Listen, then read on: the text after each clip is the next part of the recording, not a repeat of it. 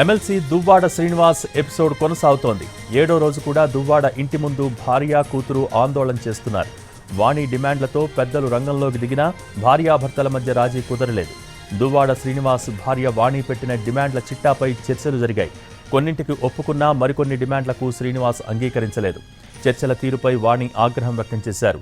Srinivas ఇస్తామన్న factory, ఇంటిపై కోట్లల్లో అప్పులున్నాయని, వాటన్నింటినీ clear చేయాల్సిందేనని వాణి పట్టుబట్టింది. అలాగే పిల్లల చదువు, పెళ్లి బాధ్యతలు దువ్వాడ శ్రీనివాస్ చూసుకోవాలని విజ్ఞప్తి చేసింది.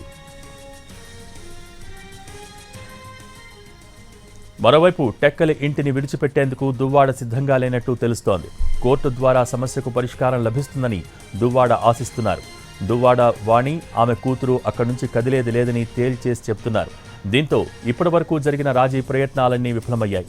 కథ మళ్లీ మొదటికి రావటం పొలిటికల్గా చర్చనీయాంశంగా మారింది.